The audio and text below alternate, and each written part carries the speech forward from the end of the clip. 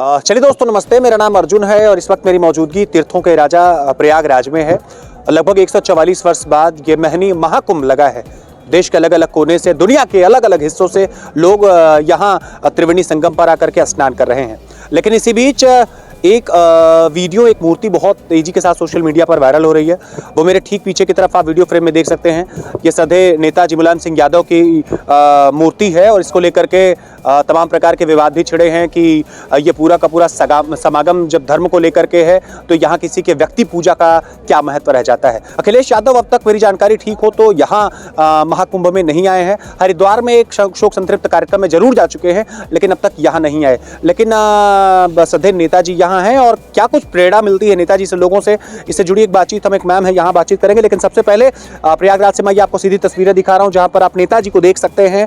बड़ा सुडौल सा चेहरा, बड़ा मजबूत कद और कहीं ना कहीं एक बहुत बड़ा नाम। भारतीय राजनीति में यह शख्स रक्षा मंत्री भी रहा है। भारतीय राजनीति में यह शख्स कहीं ना कहीं उत्तर प्रदेश के पूर्व मुख्यमंत्री भी रहे हैं। लेकिन नेताजी के जाने के बाद समाजवादी पार्टी अब अपने अस्तित्व के लिए जूझती हुई नजर आ रही है। इसी इलाहाबाद में बहुत मजबूत स्थिति में सपा नहीं है। आजमगढ़ में आप चले जाइए तो सारी की सारी सीटें सपा की हैं, लेकिन इलाहाबाद में कम से कम ठीक स्थिति नहीं है। विपक्ष में आखिर कब तक समाजवादी पार्टी रहेगी ये तो वक्त ही बताएगा। लेकिन महाकुंभ में सीधी तस्वीरें मैं आपको दिखा रहा हूं। सधे नेताजी की ये तस्वीरें हैं और यहाँ हर कोई जो समाजवादी विचारधारा का है, हर कोई युवा जो राजनीतिक तुर्क की भांति काम करना चाहता है, वो यहाँ आकर के नेताजी को प्रणाम कर रहा है और अंतिम स्तुति कर रहा है और यही कह रहा है कि राजनीति में उसकी एक अपनी सदी शुरुआत होनी चाहिए। तस्वीरें मैं आपको प्रयागराज से दिखा रहा हूँ। ये तस्वीरें, ये चित्र जो है, ये प्रतिमा जो लगी हुई है सधे नेताजी की है और कहीं ना कहीं नेताजी अमर रहे। लोग कह करके इन्हें खूब याद करते हैं, खूब इन्हें स्मरण भी करते हैं। समाजवादी पार्टी की एक कदावर नेत्री वाराणसी से हमारे साथ बातचीत करने के लिए हैं। मैं उनके साथ जुड़ूंगा, उनके साथ बातचीत करूंगा और आपको जरा ये बताने और समझाने की कोशिश करूंगा कि ये जो मूर्ति लगी है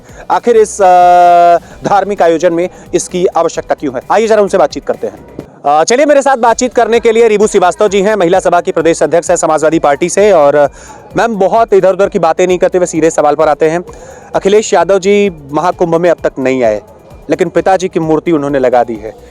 क्या संदेश देना चाहते हैं? पिताजी की मूर्ति ना पूरे उनके चाहने वाले लोग, नेताजी को मानने वाले लोग, नेताजी की पूजा करने वाले लोगों ने लगाई है। और वो महाकुंभ में क्यों नहीं आए? तो महाकुंभ बहुत लंबा है। हम आज ये सरकार की देन है जो आप ऐसे सवाल कर रहे हैं। हम अपनी माँ को माँ कहें, आई कहें, ताई कहें, ये सरकार कहती है कह के दिखाओ, वंदे मातरम बोल के दिखाओ। हमारा देश है, हमें जब मन करेगा, हमारी माँ है हमारा देश, हमें जब मन करेगा बोलेंगे। आज जो लोग कहते थे ना भजन और भोजन छुपके करना चाहिए, उतना ही वो फलीभूत होता है। इस सरकार ने ये बताया कि नहीं, दर्शन करने जाओ तो पहले कैमरा लेके जाओ, कहीं ध्यान करना हो तो पहले कैमरा लगाओ, कहीं पूजा करने जाना हो तो कैमरा पहले पहुंचाओ। तो इसी तहत ये पूछ रहे हैं लोग कि कुंभ में क्यों नहीं आए। आस्था का सवाल है। उस जो एक इंसान है अखिलेश यादव, उनके ऊपर करोड़ों करोड़ों युवाओं, दलितों, महिलाओं की खुशियों के बारे में सोचते रहते हैं। हर वक्त उनके दिन में ये प्लान रहता है कि क्या कुछ जब वक्त आएगा तो क्या करना है हमें। और आज कितने लोगों से मिलना है आप पूरे देख लीजिए, कभी उनके ऑफिस में जाकर के, जितना मुख्यमंत्री कार्यालय में ना लोगों की भीड़ नहीं होती उतना उनके पास होती है। कहीं जब कोई महिला के साथ, किसी गरीब के साथ, किसी के साथ भी अन्याय होता है, अत्याचार होता है, तो लोग उनके पास लाइन लगा के पहुंचते हैं और अपनी बातें बताते हैं और वो सुनते हैं।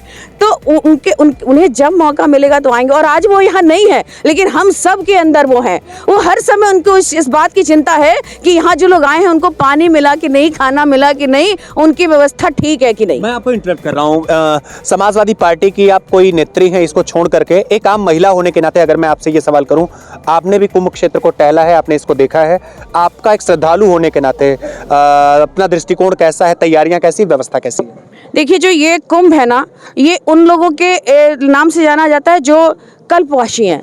वो पूरा कुंभ आज से थोड़ी शुरू हुआ।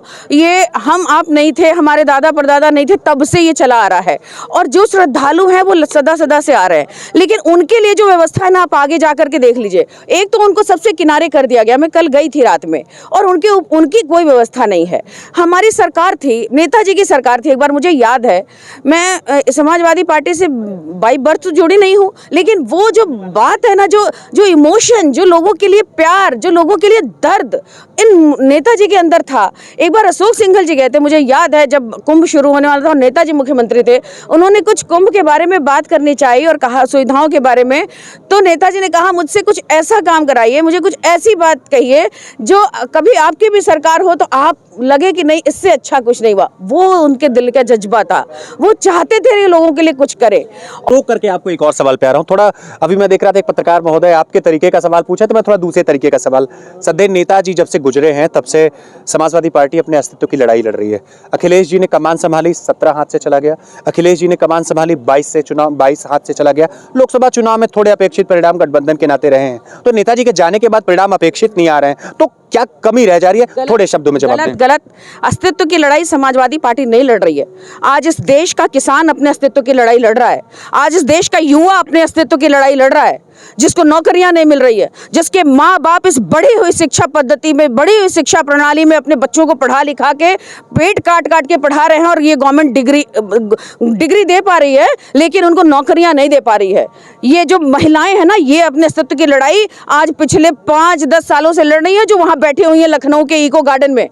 6800 भर्तियां आज भी उनको कोर्ट के जजमेंट के बाद भी उनकी पोस्टिंग नहीं हो रही है। आज वो महिलाएं अपने अस्तित्व की लड़ाई लड़ रही हैं, और अखिलेश यादव उन सब की लड़ाई लड़ रहे हैं। इस देश में, इस प्रदेश में जब से ये सरकार आई है, ऐसा कोई वर्ग बताइए, कोई जाति बताइए, कोई धर्म बताइए, कोई ऐसी विभाग बताइए जिसके लोग परेशान ना हो। बिजली वाले अलग धरना देते हैं, वकील अलग धरना देते हैं, पत्रकार इवन अलग धरना देते हैं, और हर महिलाएं किसी भी विभाग से जुड़ी हो। आज सखी समूह की महिलाओं को जो शुरू किया, आज उनको योगी जी, मोदी जी की रैलियों में भीड़ लाने के लिए उनको इस्तेमाल किया जाता है। वो भी महिलाएं रो रही हैं कि उनको जो 4-4.5 हजार रुपया मिलता था ना, वो भी उनको नहीं मिल रहा है, वो भी कई महीनों का बाकी है।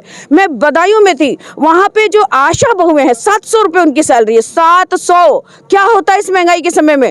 8-8, 10-10 महीने की सैलरियां उन्हें नहीं दी गई हैं। तो ये सभी लोग आज ना, आदमी इस महंगाई के समय में अपने जीवन के अस्तित्व की लड़ाई लड़ रहा है। उसे नहीं पता कि कल को क्या होगा। जो महिलाएं हैं, जो बेटी बचाओ, बेटी पढ़ाओ, महिला अभिनंदन, वंदन जैसे तमाम नारे देकर के ये जो सरकार आई, वो आज बेटियां अपने अस्तित्व की लड़ाई लड़ रही हैं, क्योंकि हर 2.5 मिनट पे, इन्हीं की एनसीआरबी की रिपोर्ट कहती है कि हर 2.5 मिनट पे किसी न किसी बालिका, महिला के साथ रेप और छेड़खानी की घटनाएं हो रही हैं। एक अंतिम 30 सेकंड लेकर के बहुत सारी बातें आपने बहुत ठीक ढंग से समझाई। एक अंतिम सवाल एक विपक्षी पत्रकार होने के नाते या दूसरे पाले में खड़े होने के नाते मैं आपसे अगर करना चाहूँ, आयोजन होते हैं तो नेताजी की प्रतिमा लगा दी जाती है। अयोध्या में मर्यादा पुरुषोत्तम श्री राम का भव्य राम मंदिर बन रहा है, अखिलेश जी वहां नहीं पहुंचे। कुंभ में आपने बताया कुछ समय और बचा है, वहां नहीं पहुंचे। तो क्या सेलेक्टिव पॉलिटिक्स नहीं लगता कि मतलब नेताजी का इस्तेमाल भीड़ तंत्र के इस्तेमाल के साथ किया जा रहा है? आना चाहिए था। अरे क्या बात करते हैं।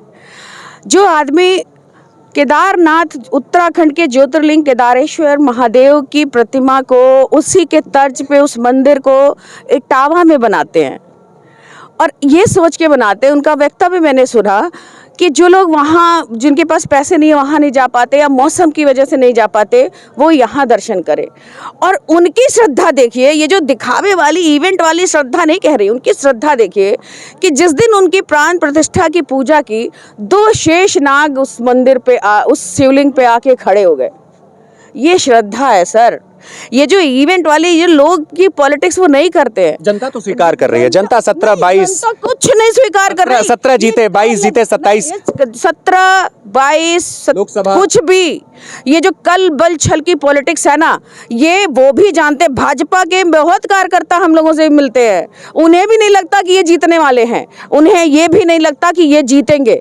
मैं ऐसे लोगों की बात आपको बता दूं, उनके बड़े सीनियर लोग कहते हैं कि चुनाव जीत तो आप रहे हैं लेकिन रिजल्ट हमारे पक्ष में आएगा। ये उनकी जो लाइजनिंग है, उनका जो शासन प्रशासन पे कब्जा है, उनका जो कल बल छल की राजनीति है, और चुनाव लड़ना, चुनाव जीतना। जब से ये सरकार बनी है बस 2 ही एजेंडे हैं इसके पास, इनके पास और तीसरा कोई एजेंडा नहीं कि जो महिलाएं हैं उनकी सुरक्षा कैसे हो, जो गरीब है वो और गरीब होता चला जा रहा है। अब जीडीपी हमारी बढ़ती हुई दिखाई देगी, लेकिन पर कैपिटा इनकम हर व्यक्ति की कम हो रही है। महंगाई बढ़ रही है, आमदनी कम हो रही है, तो पर कैपिटा इनकम लगातार घट रही है। हम विश्व के अपने लोगों मानचित्र में दिखाएंगे कि हम इतने नंबर पे हैं, लेकिन वो जो 100 करीब कुछ जो चंद इनके पूंजीपति हैं उनकी आय को हटा दीजिए तो 90% पैसा हट जाएगा और देश की गरीबी 33-35 रुपए लोगों की खाने की एक दिन का उनके ऊपर पैसा आएगा रुपए।